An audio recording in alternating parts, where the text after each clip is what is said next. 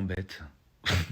Je sais que je devrais pas penser à ça, tu vois, mais en fait, j'ai regardé, alors par simple curiosité, hier, j'ai commencé à regarder un reportage sur la princesse Lady Di qui est décédée, que Dieu ait son âme en 87. Ok.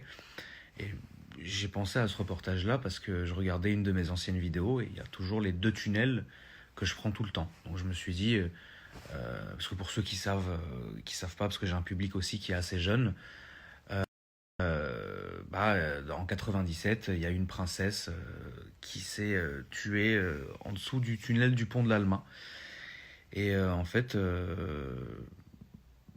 nous qui sommes de cette génération-là, ça nous a marqué. Voilà. Moi, ça m'a marqué parce que je pense que c'était quelqu'un de très bien.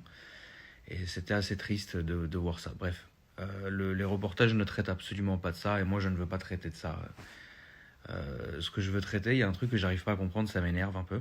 Hier, je regarde un premier reportage sur l'accident lui-même, ok. Et dans le reportage, donc ils expliquent que la voiture, à un moment donné, donc en descendant le tunnel, et on le voit sur mes vidéos, si vous voulez, il y a le tunnel qui va tout droit et après tu as une petite rue qui la coupe comme ça. Donc c'est vrai que c'est un endroit, même pour nous, pendant les tournages, on fait très attention et si vous regardez mes vidéos, je le dis à chaque fois, quand on arrive à ce tunnel, fais attention, on regarde à droite. Bon, bref, ça c'est pas le problème. Et donc dans une version, dans un reportage, ils disent que donc, la voiture elle arrivait comme ça, c'était une classe S, on va en parler après.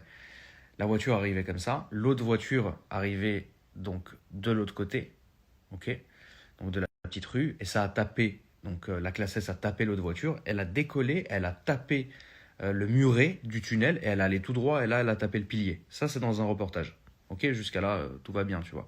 Deuxième reportage avec une putain de reconstitution en 3D de ouf, et ben en fait, ils mettent le moment du choc dans le tunnel.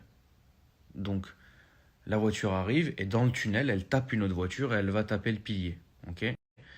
Et il y a des traces de freinage, donc au moment donné où la classe S elle a pilé pour pas taper l'autre voiture, qui sont dehors le tunnel. Comment vous faites les traces dans le tunnel? Tu vois. Donc ça c'est le deuxième reportage.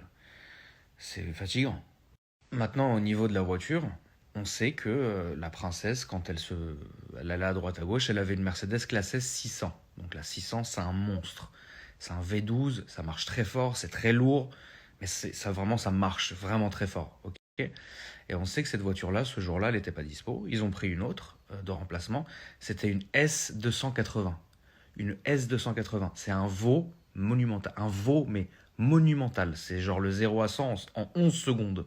Ce qui est fou, c'est que si la voiture, elle fait le 0 à 100 en 11 secondes, 11 secondes pour traverser le tunnel, c'est long. Tu vois ce que je veux dire? Ce tunnel-là, on le fait nous, quand on fait nos essais. On le traverse, frère, vite, tu vois ce que je veux dire. Mais la question que j'arrive pas à comprendre, c'est que dans un autre reportage encore, ils nous ont dit que la voiture, donc la S280, elle était marbrée à la base.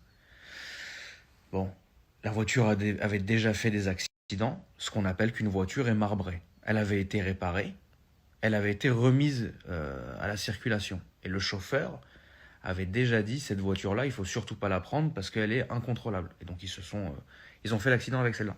Et en fait, moi, tout ça, je remets rien en cause, c'est pas mon domaine, mais là où c'est énervant, c'est que quand tu veux regarder un sujet, et ben, ce qui est ouf, c'est que sur ce sujet, il y a 1 milliard de thèses différentes. Putain, mais merde, c'est chiant. Ce qui est chiant, c'est que tu as envie de te documenter sur un sujet, quel qu'il soit, ok, bref. Tu regardes un reportage, on te dit une chose, tu regardes un deuxième reportage censé aller peut-être dans le sens de ce qu'on t'a appris dans le premier, il te dit l'inverse, c'est relou. Tu regardes un troisième pour je sais pas le mot en français,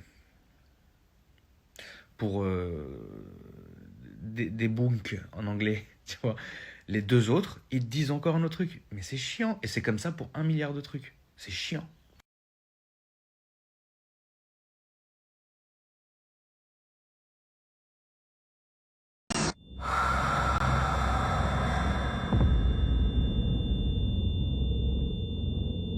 À 3 ans d'intervalle, 2 accidents de la route impliquant 2 Mercedes du même modèle se sont produits. A priori rien d'exceptionnel, et pourtant nous allons vous raconter que ces 2 événements sont intimement liés. Et on atterrit direct dans le mur. En 1 seconde seulement, la Mercedes folle quitte la route et heurte le muret, ses roues frottant sur le parapet. 3 mètres au-delà des résidus de gomme, j'ai trouvé sur le bord de la dalle des sillons récents qui allaient de droite à gauche, comme si quelque chose l'avait percuté en entrant dans le tunnel. La voiture ne trouve aucune adhérence sur le muret et retombe lourdement au sol.